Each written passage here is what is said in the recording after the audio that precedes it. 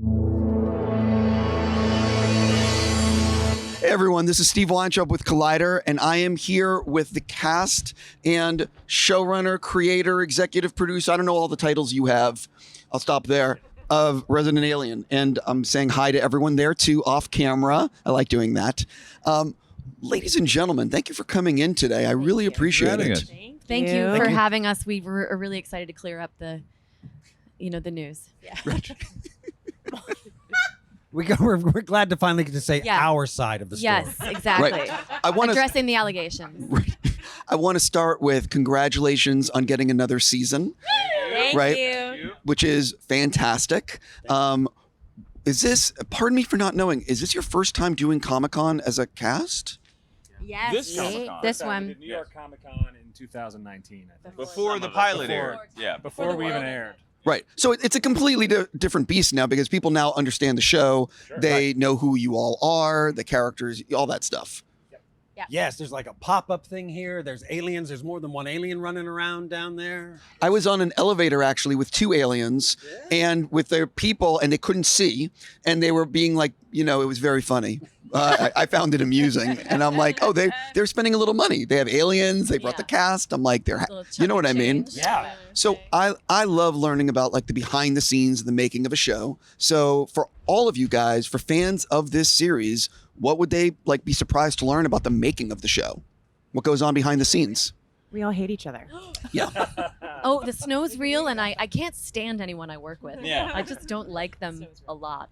The snow isn't always real. The snow isn't. See, always it's real. this type of thing I have to deal with. We every season we've gone up to the top of a glacier, That's true. up in Whistler, and we get to take helicopters up, and it's always a bit of a crapshoot. You don't know whether or not you're going to get to go up because weather can change very fast up there, and so they write it hoping we can do it. Yeah. They schedule the time, and then we sit there and go, "Can we?" And one day we couldn't. Yeah. Yep. And one day we could. And we have to take a very small group of people up there. So in the first half of season 2, when we went up there, we couldn't take any hair and makeup people.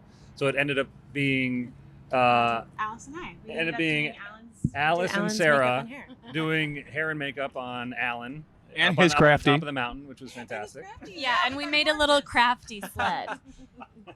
Yeah. So it's fun. It's a little slapdash at times. We're up in Vancouver. Things are done a little bit differently, but we're a big happy family. What, Alan? I said that we're a happy family up in Vancouver with our Canadian brothers and sisters. Liz is Canadian. They do things a little bit differently. Right. Better. Sometimes I feel like doing a show in Canada. It's better to think of it like we're doing a show Cut to commercial. in Italy. Because you'll be like, hey, these crazy Italians. They do things so differently. Because Canadians... Keep going. Because Canadians, do you think our crew's watching this? Somebody want this? I don't think they could figure One of the things that I enjoy about the show is that all of you guys have moments to shine in basically every episode, and there's some fun. Like, it can be serious and fun and kooky. Like, it goes all over the place. Can you sort of talk about how much are you guys finding in the moment and adjusting and like preparing alts for what I can tell already that you don't look at the script. I'm joking. Because she's naturally very funny. Yes. How much is it sort of like, the script version versus allowing to do alts and finding fun moments? Because you guys all bring something. You know what I mean? Levi? Oh, me? Oh, that's too many mics. most on book. I would say, Chris, writes. There's a writing team, but Chris is always on set with us. And kind of the policy is, we get one as written, so we have it. And then he's usually very gracious about letting us, play around or improvise, which, this entire cast is like, except for me, knows how to improvise. But it's, you just kind of take that ride with wherever it's going. Yeah. We kind of like you said, do one pass where it's like what's on the page and make sure we got that for if that's as an option. And then it's sometimes you find these little moments that are birthed from someone else trying something that creates something for someone else. And then Liz wants to say something. No, because Levi was pressing the mic into my face. Okay. Okay, so I would this say is how that it goes. he and I would say that Chris and everybody on the show, the directors included, like really allow us to, and not just allow but rely on us, I think, to take care of our characters. You know, like Alan is in touch with who Harry is because he helped create Harry, right? So everything, you're in the shot, just up a little bit, and we'll go from the top, and everybody has to be aware of where their story is at, especially when we're block shooting, and who they are in that moment. Like, what is Darcy going through? And so we are kind of responsible for keeping everything true to form. So sometimes scripts come out and there'll be a thing here or there, and it'll be like, yeah, it doesn't feel like she's thinking about that at this point, and we'll work with it on the day, which hopefully doesn't happen. And Chris is like, please don't do this on the day, but they do it, you know. And it's always to take care of the story, and I've found that I don't know, it's really gratifying. Yeah, it is incredibly helpful from our standpoint. Oh no! Sorry. No, I'm being earnest. So you're being earnest. Go. No, I think how it we is film, by the way. it It's is a mess. incredibly helpful because there's only so much we can keep track of, but they are the shepherds of their own characters. So they'll come in and say this doesn't feel right, and you have to listen to that, and we'll talk through it, and they're never wrong. They feel very, very close to their characters, and it helps the adjustments, on the day, or ideally a couple days before. Sometimes they'll come in as we're starting shooting saying this doesn't work for me, and I'm like, didn't you get the script last week? And they say, well, yeah, but my computer had problems. And not everyone. Pointing at me. There's most everyone is respectful. You know, it's fun working with all of you amazing comedians. I love seeing who's going to get the last word, you know? Like when we're all together. Yeah. Because it's not me. I'm not the one. I get to be the straight man reacting to all of you. But I feel like you all one up each other on set. I think Who Corey gets and Liz to- always have a little bit of a battle. Yeah. Every time we're improvising, we're always trying to get the last word in. Every time. Every single time. All the time. Every single time. Signed, sealed, Yep. delivered. Right here. That's how we do it. And scene. And we just, that's our style. And you're fired. And that's what we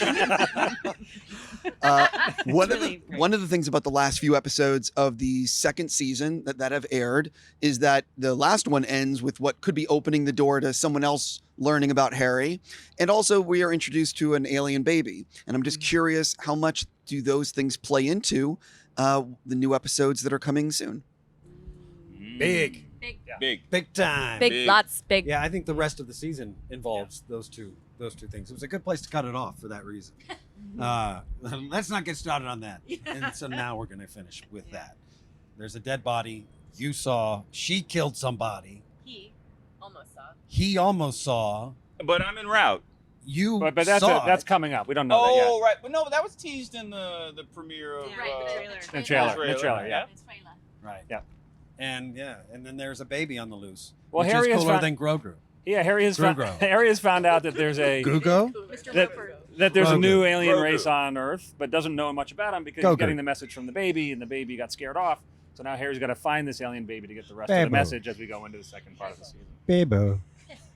So there is more alien baby in the second half of the season, which is nice. Baby Yoda. When did you guys finish filming the second season, actually? Are you still filming? No, we finished first week of April this year. Okay, So we're still in post for another 4 or 5 weeks. I think we have a shoot happening in like an hour, right? Something like that. Yeah, we're done. So obviously you guys got picked up for another season. Yeah. Yes.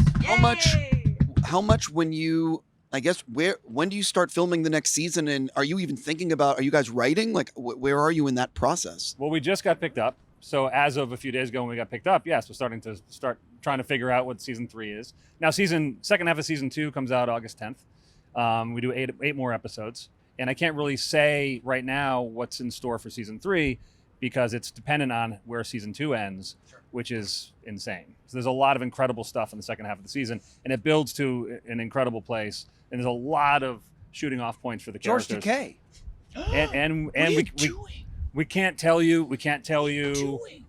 what that word means, but we might say that in the second half of the season there may be those 2 words in there. What are you doing? Better than Grogu. Better than Grogu. Better than Grogu. Stay tuned. August 10th. So something I'm curious about is for the cast. In every, what are the scenes when you see the script that you're like, oh my God, I can't wait to do that? And what are the scenes when you see the script you're like, fuck this? Like I am dreading, this is going to be a tough day. Oh yeah. Well, I know I can say for me, I can't say what the scene is. There's a scene coming up where I get to do more funny stuff with you and another character who we can't say. Yes. Who we haven't met yet. The days you get to just like almost just pure comedy days. Like you don't have to worry about a drama or like emoting so much. Those days are really fun. When we did episode 6, the really heavy stuff on the bench. Yes, on the bench.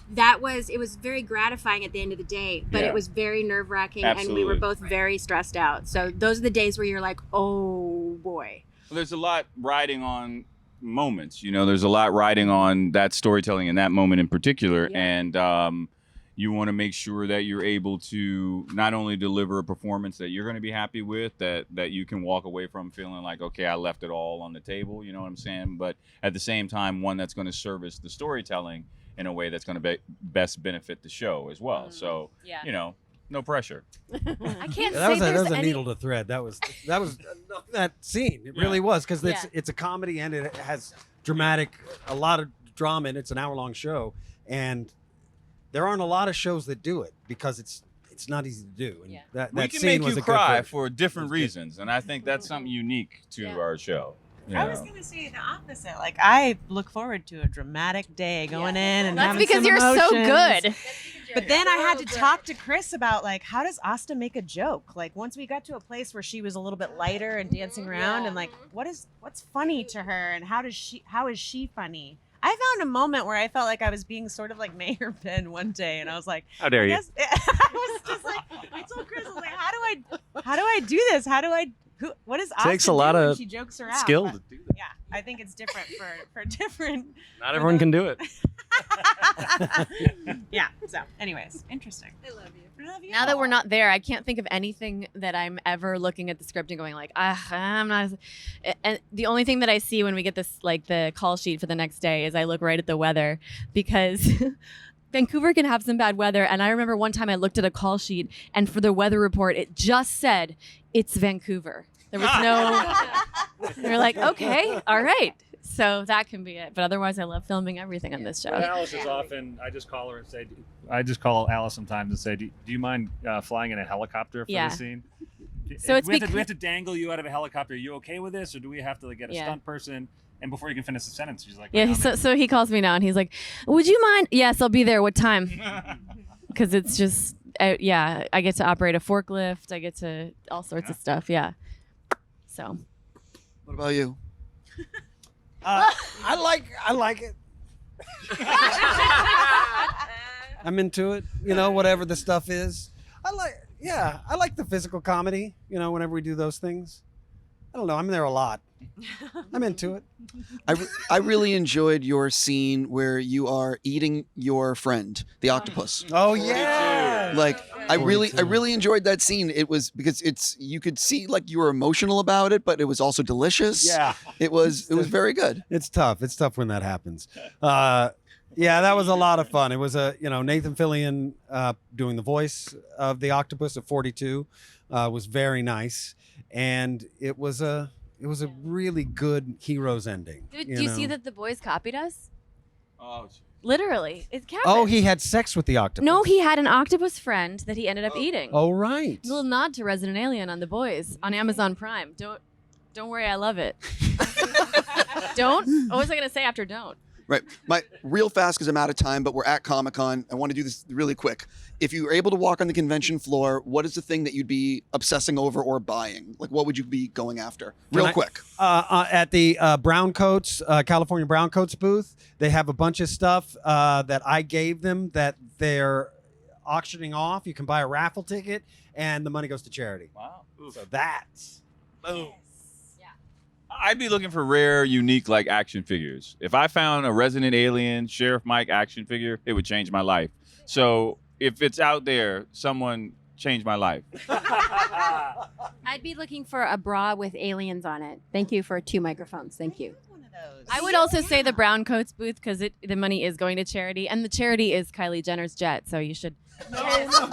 It's for Native American First Nations in Canada and then also in Brazil.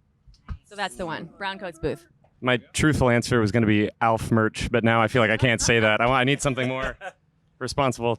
Well, you could give the Alf merch to. I some of like the You can donation donate thing. merch as well to the Brown Coats booth. Is that right? Yes. Okay, so do that. What is wrong with you? We're doing it. For me, probably searching for Resident Alien merch that is sort of illegally created.